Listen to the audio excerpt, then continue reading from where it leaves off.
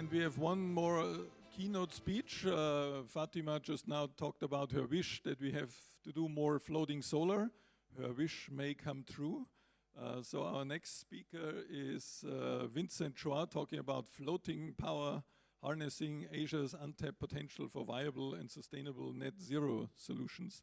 Vincent is from Concord New Energy Group, and he will give us a bit of insight into their plans on floating solar. Vincent, please go ahead.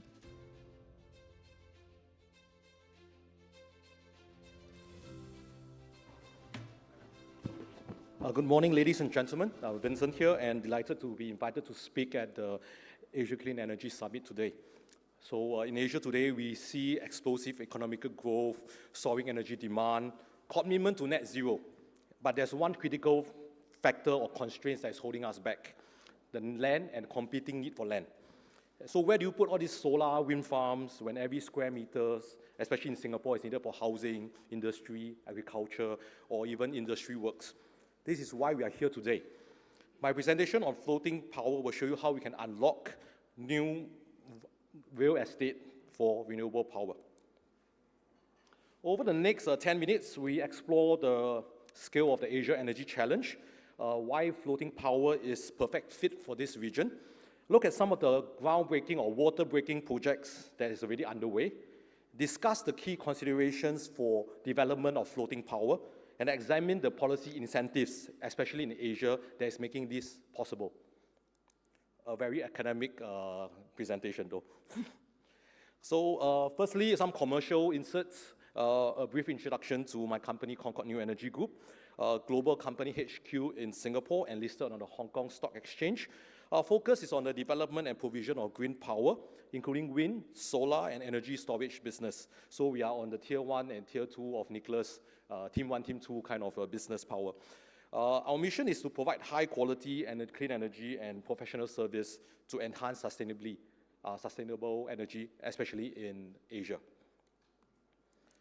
So our global footprint is across the world, from North America, Europe, Asia, and operations in a dozen over countries, including US and New Zealand and China and Singapore. Our commitment extends beyond the gigawatts. We strive to be a socially and environmentally responsible corporation, and this commitment is backed by an organization management system for social responsibility and proactive environmental safeguards in every project. This translates to why we look at floating power as well. Okay, zooming back out to the main topic, floating power, we must first appreciate the scale of this crisis that we like to be part of, which is the Asia Energy Challenge, where we have a looming power shortfall in a very limited land area. So this challenge starts with the sheer contrast of this region, and this image illustrates the Yuxi Circle, a geographical concept where over half of the world's population is concentrated in a 4,000 kilometers radius centered on Yuxi, China. These concentrations cover less than 10% of the Earth's land surface, and is the engine of the global economical growth and consequently global energy demand. The impact is very clear. Electricity demand is rising at one of the fastest rates globally. In regions like Southeast Asia, electricity demand grew by over 7% in 2024, almost double the global average.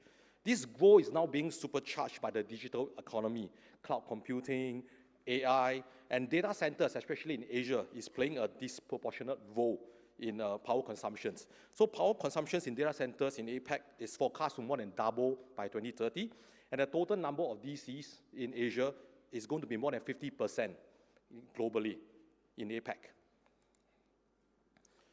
So this massive demand creates an urgent need for sustainable energy generation.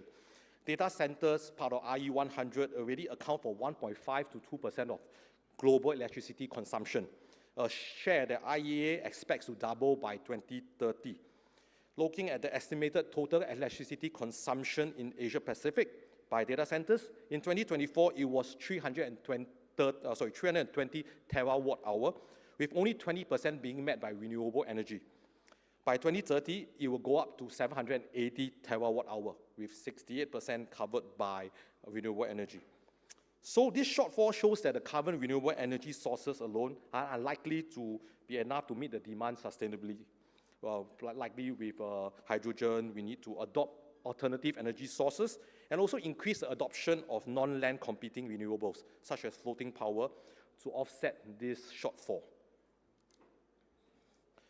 So why floating power? So floating power comprising of both floating photovoltaics, FPV in short, especially in Asia, and also floating offshore wind, which is something that people are pushing for in Asia as well, is uniquely suited to Asia-Pacific region because it directly addresses the region's critical constraints related to land availability, leverages existing water infrastructures, given that we have plenty of water surface, and provides a rapid pathway to meet a soaring energy demand and climate goals.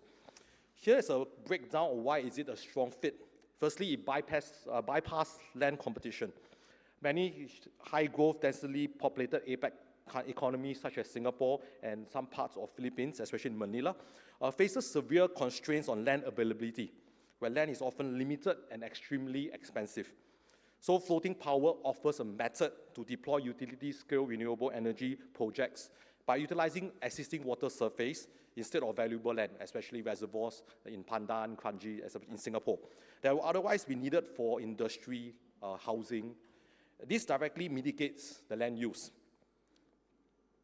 Next, APEC, given being in a regional so-called temperament and so-called equatorial area, has an immense surface area of waters.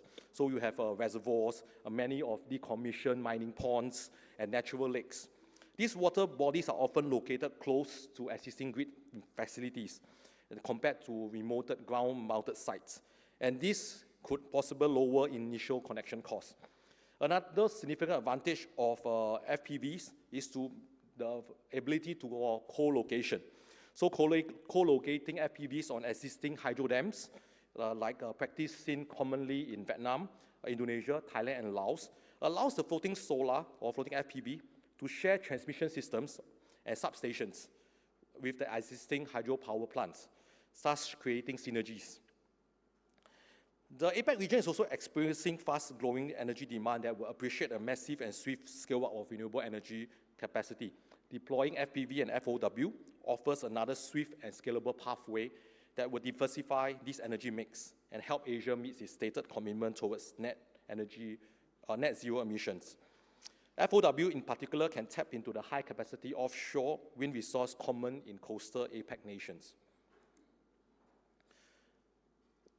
Other parts of benefits from floating power comes from technical and environmental benefits. So a more technical portion will be the FPV coverage, how it reduces evaporation. So in a study in Egypt, Lake Nasser, it shows that covering 50% of the lake surface with FPV arrays resulted in a 62% reduction in water. And even a partial coverage of 20% leads to a 28% reduction. So this saving of water allows other uses for the water, for cooling, for hydroelectric, etc. The water also acts as a natural cooling agent for solar panels, which can improve energy output efficiency compared to the hotter land-based installation. So research in Sri Lanka shows that floating PVs are able to gain about 2% enhanced power output over ground-mounted PV solars. On the wind side, resource potential is immense in APEC. Countries like Vietnam, Taiwan, Japan, South Korea, and the Philippines have some of the world's best offshore wind resource. Critically, these resources are often in deeper waters, which is precisely the perfect environment for floating offshore wind. Thus, floating offshore wind will be the key in the future for unlocking gigawatts of clean power, currently inaccessible with fixed bottom turbines. Floating power solution is already being deployed at scale today. Asia is already home to some of the largest floating projects globally, including the 192 megawatt Chivata floating PV by Mazda. Closer to home, a 60 megawatt Sembcorp Tengah FPV, and other innovative supportive technologies such as the floating BESS by Abatis Power in Mindanao, Philippines. We are also looking at much more or significant numbers of large-scale floating projects in APEC that is coming online in the near future. This pipeline is indicative of the market's confidence of FPV. Planned large-scale projects includes Duankang, 2.2 gigawatts in Indonesia, and Chiwata extension. The recently awarded 86 megawatt Pandan Reservoir floating PV, which will COD in 2030. Multi-gigawatt FPV ambitions in Malaysia, including the 1 gigawatt Bakun Dam FPV and Muvun. And also for the offshore wind component, we are looking at more than 2 gigawatts in just North Luzon for the floating wind projects in Philippines. So these market projections are staggering. People are confident. The floating PVs, just floating PVs alone, are expected to reach 77 gigawatts globally by 2033. And the APEC region is going to projected to lead this market by a significant margin, accounting for 81% of the global capacity. So now we talk about advantages. So we need to talk about more of the negatives. So floating power development in the Asia-Pacific, while advantages, faces significant planning complexity compared to our utility ground-mounted solar or even fixed onshore wind. These challenges mostly revolve around four main factors. Firstly, environmental. Second, engineering. Third, logistics. And fourth, regulatory frameworks, including permitting. For projects utilizing freshwater reservoirs, especially those supplying drinking water, water quality considerations are crucial.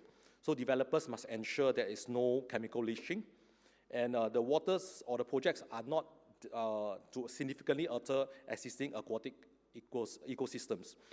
The waterbed topography also directly complicates the anchor placement and mooring system design, because these elements must be custom designed to handle water level fluctuations and wind loads and wave actions. This complexity often increases the overall capex compared to land-based installation, typically 15 to 20% more in APEC. Regulators in the region are also actively defining the boundaries for these emerging technologies, which can create uncertainty, but also unlock massive potential. So a prime example is in the change of the Indonesia regulation for water surface on Indonesia, for reservoirs. So previously it was 5%, and then it was increased to a new 20% limit. Such regulatory shifts are vital to making these projects economically viable at a utility scale. Other key technical and logistical hurdles can also affect floating power deployment. On the technical part, current FPV designs are generally limited to managing wave heights up to 1.5 meters. So when projects are encountering water bodies that are huge, like Laguna, with a long wave fetch, then the design must be significantly reinforced. These reinforcements often take in the forms of wave breakers. And wave breakers dissipate the incoming wave energy before it hits the array, but these added components substantially increase the capex of the project. Next will be the mooring line systems, considered the most critical structural component of the FPV or even for the FOW projects. Its design must satisfy extreme resistance to fatigue, engineered to accommodate maximum water level changes and without going slack or snapping, while still keeping the array stable and in position. On the logistic and operational planning front, the physical deployment and maintenance requires detailed logistic planning. For FPVs, multiple staging areas around the water body are needed for the timely assembly of the floating platforms. For T&I, for offshore wind, you need to consider the so-called seasonal wind for hurricanes or typhoons periods. Operational plan must also optimize waterways to ensure that specialized maintenance craft can safely and efficiently reach all parts of the arrays for inspection, cleaning, and repairs. This requires specialized vessels and crew training. Perhaps the most significant non-technical challenge is permitting complexity. Installing facilities on public water bodies is often a multi-jurisdiction issue, requiring coordination across different ministries for the energy, water, environmental, local units, and even possibly defense for the offshore wind projects. So this table on the slide illustrates the reality across four major Southeast Asia markets, with most countries requiring navigation between ministry in charge of energy, such as MOIT, DOE, Petra, and for licensing policy. Ministry in charge of natural resources, such as the Department of Environmental and Natural Resources in Philippines, Monterey in Vietnam, and the agency in charge of the water surface. For Philippines, you have LDA. For Singapore, you have PUB. And other critical agencies, stakeholders such as the single buyer, EVN, PLN, and also the local government units. So many agencies to talk to, many agencies are permitting to be obtained.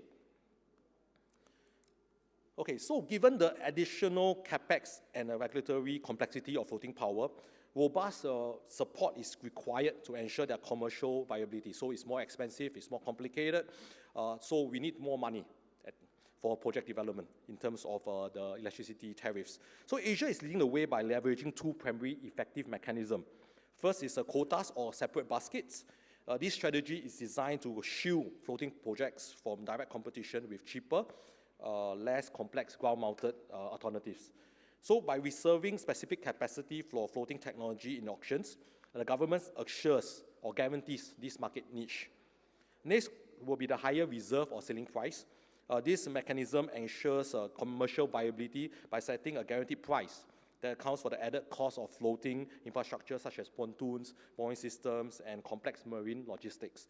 So for example, in Malaysia, the latest LSS 5+ tender auction, so they had a higher energy reserve price for floating solar at 18 cents per kilowatt hour compared to 15 cents for ground-mounted.